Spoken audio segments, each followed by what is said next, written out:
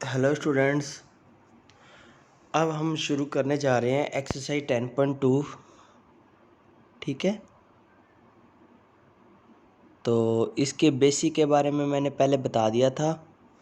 थोड़ा सा एक दो क्वेश्चन आएंगे, थोड़ा सा जो बेसिक है वो अभी नेक्स्ट वीडियो में बता दूंगा। अभी 5-6 क्वेश्चन करते हैं जो बेसिक बताया था। ठीक है, तो धीरे धीरे थोड़ा थोड़ा करके चलना है, एक साथ करोगे तो कंफ्यूज हो जाओगे। ठीक है, थोड़ा थोड़ा करके करेंगे। देखो पहला क्वेश्चन क्या है, आपको एक वेक्टर दे रखा है, compute the magnitude of the flowing vector. 3 vector दिए हुए हैं ए बी सी, तीनों का अपने को निकालना है मैग्नीट्यूड। समझ आ गया स्टूडेंट? क्या निकाल के दिखाना है? मैग्नीट्यूड। तो मैंने आपको बताया था, अगर कोई वेक्टर आपको दे रखा हो इस फॉर्म में, एक्स आई कैप प्लस वाई जे कैप प्लस जेड के कैप, इस फॉर्म में आपको कोई भी वेक्टर दे रखा हो तो उसका मैग्नीट्यूड निकालने का फॉर्मूला होता है क्या स्टूडेंट?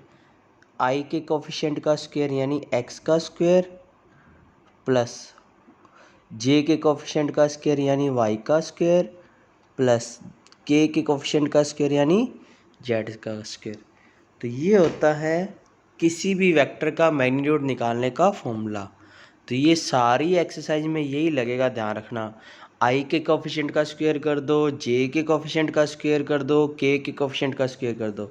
आगे 10.3 में भी ये लगेगा, 10.4 में भी लगेगा, तो आपको अच्छे से याद रखना। ठीक है, तो देखो मैं पहले इसका निकालता हूँ ए का। तो ए का निकालिए, आई का कोफिशिएंट 1 है तो 1 का स्क्वायर, जे का कोफिशिएंट 1 है तो 1 का स्क्वायर, के का कोफिशिएंट 1 है तो 1 का स्क्वायर, ऊपर लगाना है रूट। तो 1 + 1 + 1 कितना हो गया? √3। तो पहला आंसर आ गया √3। क्लियर है स्टूडेंट? ठीक है, मतलब आई जे के कोफिशिएंट का होल स्क्वायर करेंगे तो अपने पास आ जाएगा क्या? उसका मैग्नीट्यूड। अब मान लो अपने को इसका निकालना है बी का। आई कैप का कोफिशिएंट क्या है? 2। क्या है स्टूडेंट? आई कैप का कोफिशिएंट क्या है? 2। तो ये 2 का स्क्वायर। ठीक है, जे कैप का कोफिशिएंट -7 का स्क्वायर। मतलब नेगेटिव साइन हो चाहे पॉजिटिव हो, साथ में लेने हैं, बट अपने स्क्वायर करेंगे तो वो पॉजिटिव ही हो जाएंगे। ठीक है, के कैप का कोफिशिएंट क्या है? -3 का स्क्वायर। ठीक है, तो 2 का स्क्वायर कितना आ गया बताओ? 4। -7 का स्क्वायर कितना आ गया? 49। और -3 का स्क्वायर कितना आ गया? 9। तो जब इसको ऐड कर देंगे तो बन जाएगा √62। इसके आगे अपने सॉल्व कर नहीं सकते, तो यही इसका आंसर है। ठीक है स्टूडेंट, अब देखो थर्ड क्वेश्चन, इसी का सी पार्ट देखिए। ये है, इसका अपने को निकालना है मैग्नीट्यूड। तो मैग्नीट्यूड का बताया मैंने, आई कैप के कोफिशिएंट का स्क्वायर, जे कैप के कोफिशिएंट का स्क्वायर, के कैप के कोफिशिएंट का स्क्वायर। तो कर दीजिए 1/√3 का स्क्वायर, 1/√3 का स्क्वायर और -1/√3 का स्क्वायर। तो ये 1/3 1/3 1/3 हो जाएगा, ऐड होके कितना हो जाएगा बताओ? 3/3। और ये कट के कितना आ गया? 1। तो ये इसका आंसर आ जाएगा। ठीक है, इतना इजी सा क्वेश्चन है। मतलब अब आपको कोई भी मतलब दे दिया जाए भी, इस वेक्टर का मैग्नीट्यूड निकालो तो आप निकाल सकते हो। चाहे आप जैसे मान लो आपको दे के कैप दिया ना हो, जैसे मान लो आपको ये दे दिया, ठीक है, 2i + 3j, के कैप दिया नहीं हो तो अब आप कैसे करोगे?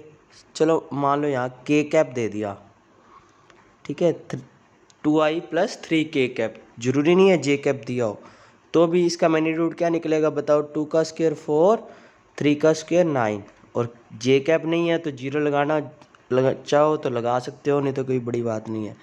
तो इसका आंसर आएगा √13। तो मतलब जितने भी वैल्यूज़ होंगे उनके कोफिशिएंट का स्क्वायर करके ऐड कर दो, वो उसका निकल जाता है मैग्नीट्यूड।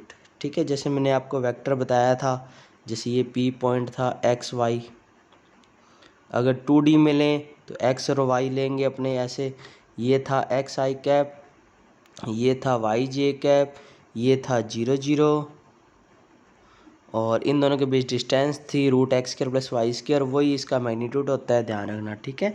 और वेक्टर क्या निकला था, एक्स आई प्लस वाई जे, तो एक्स का स्क्वायर क्या था प्लस वाई का स्क्वायर, ठीक है। 3 होता है तो 3 आ जाते हैं। तो क्लियर आ गया यहाँ तक। अब देखो, write two different vector having same magnitude. कोई ऐसे दो, ये तो बिल्कुल फर्जी से क्वेश्चन है, अपनी तरफ से बना के कुछ मर्जी आंसर लिख देना, ठीक है। क्वेश्चन की लैंग्वेज पढ़ लेना। कोई भी ऐसे दो वेक्टर बताओ जिनका मैग्नीट्यूड सेम हो, कोई भी अपनी मर्जी से।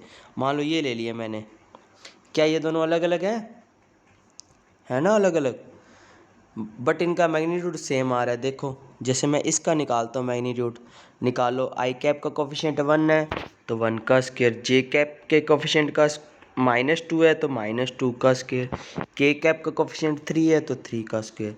तो जब इसको सॉल्व करेंगे तो क्या आ जाएगा, √14। सिमिलरली बी, इसका मैग्नीट्यूड निकालो, 2 का स्क्वायर प्लस 1 का स्क्वायर प्लस -3 का स्क्वायर, जब इसको ऐड करेंगे तो बन जाएगा √14। तो देखो ये दोनों मैग्नीट्यूड सेम आ रहे, बट ये दोनों वेक्टर अलग अलग हैं। तो आप अपनी मर्ज़ी से कोई भी चूज कर सकते हो। जैसे मैंने ले लिया, मान लो ए वेक्टर मैंने ले लिया ए आई प्लस जे, ठीक है। दूसरा वेक्टर मैंने ले लिया जे प्लस के। ये दोनों वेक्टर इक्वल नहीं है। इक्वल का मतलब होता है सारा कुछ सेम हो। तो ये दोनों वेक्टर अलग अलग हैं, बट इनका जब मैग्नीट्यूड निकालोगे ना वो सेम आएगा। जैसे इसका तो आएगा √2, इसका क्योंकि 1 का स्क्वायर प्लस 1 का स्क्वायर, और इसका मैग्नीट्यूड भी क्या आएगा, √2, क्योंकि 1 का स्क्वायर प्लस 1 का स्क्वायर। तो आप ये एग्जाम्पल भी लिख सकते हो, ठीक है, इजी सा।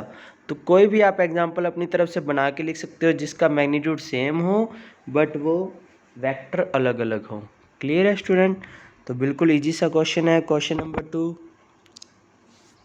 अब देखो question number 3, write two different vector having same direction. जिनकी डायरेक्शन सेम हो ऐसा वेक्टर लिखो। जैसे मान लो मैंने लिख दिया, जैसे ये लिख दिया,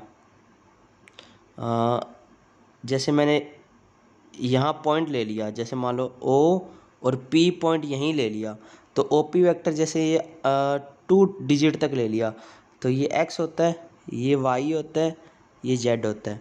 तो OP वेक्टर को अपने ऐसे लिखेंगे, 2x डायरेक्शन में है तो 2i कैप। क्लियर है, ठीक है। अब मैंने एक वेक्टर और ले लिया OQ वेक्टर, इसी डायरेक्शन में मैंने ले लिया Q पॉइंट 4 डिस्टेंस पर, तो OQ वेक्टर क्या हो जाएगा, 4i कैप। तो क्या ये एक ही लाइन में है, एक ही डायरेक्शन में है, यस। तो ये भी इसका आंसर आप लिख सकते हो। ऐसे अगर मैं एक लेता हूँ तो आप आगे साथ में कोई और भी लगा सकते हो, 2j इधर लगा सकते हो, 4j आगे लगा सकते हो, 2k इधर लगा सकते हो, 4k। तो ऐसे आप क्या ले सकते हो भी, जैसे मान लो इधर i प्लस जे प्लस के ले लिया, 1 1 1 यहाँ आएगा ना, 1 1 1, आगे 2 2 2, आगे 3 3 3, तो ये सेम डायरेक्शन में होते हैं, ठीक है। तो ये आप लगा सकते हो, ठीक है। तो ये दो वेक्टर हैं जिनकी डायरेक्शन सेम है, ठीक है। क्लियर है यहाँ तक, आगे करने की ज़रूरत नहीं है, ये वाला करने की ज़रूरत नहीं है, ठीक है।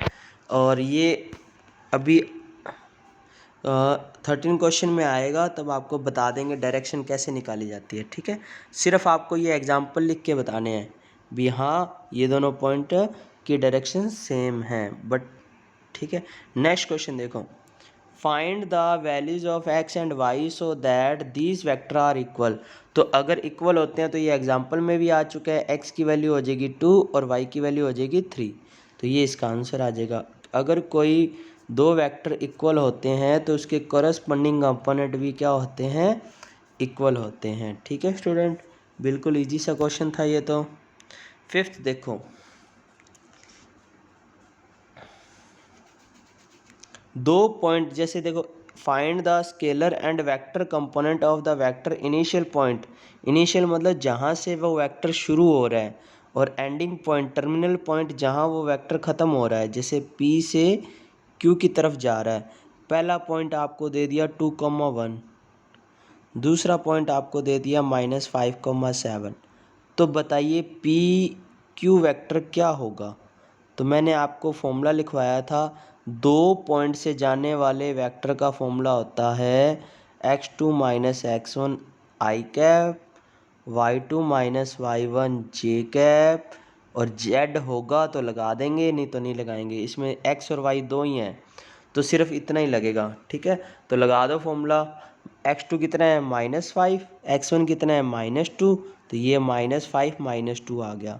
फिर y2 कितना है 7, y1 कितना है 1, तो 7 - 1 आ गया, ठीक है।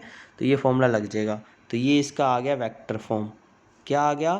वेक्टर फॉर्म, ठीक है। उसने ये पूछा है स्केलर बताओ और वेक्टर बताओ। तो वेक्टर वाले तो कौन कौन से होंगे? वेक्टर तो होंगे 7i और 6j, यानी ये वाले और ये वाले। डायरेक्शन अगर साथ हो तो वेक्टर होता है, और डायरेक्शन अगर साथ ना हो तो वो होता है स्केलर। अगर किसी के साथ डायरेक्शन हो तो मैंने शुरू में बताया था वेक्टर होता है, और डायरेक्शन नहीं हो, जैसे मान लो आपको बता दिया भी 7 आई कैप है यानी एक्स अक्ष पे है, और जे कैप है यानी वाई अक्ष पे है। अब आई और जे हटा देंगे तो अपने को पता ही नहीं एक्स अक्ष पे है या वाई अक्ष पे है, तो ये स्केलर बन जाता है और ये बन जाता है वेक्टर, ठीक है स्टूडेंट।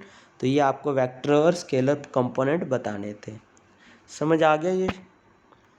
अब देखो next, find the sum of this vector. इन सारों का सम करके बताइए। बहुत इजी क्वेश्चन है। किन्हीं दो या तीन वेक्टर का सम कैसे करते हैं? देखो, ए वेक्टर दे रखा है, बी वेक्टर दे रखा है, सी वेक्टर दे रखा है, तीनों का सम कर दो। बस ये ध्यान रखना, आई वाले आई में ऐड होते हैं, जे वाले जे में ऐड होते हैं, के वाले के में ऐड होते हैं, क्योंकि डायरेक्शन जिनकी सेम होती है वो उन्हीं में ऐड होते हैं, ठीक है। अब जैसे ऐड कर दो, आई कैप -2 आई कैप प्लस आई कैप, तो ये तो 0 आई कैप हो जाएगा, क्योंकि प्लस का आई कैप और माइनस का 2 आई कैप है, प्लस का आई कैप है, तो ये तो 0 हो गया।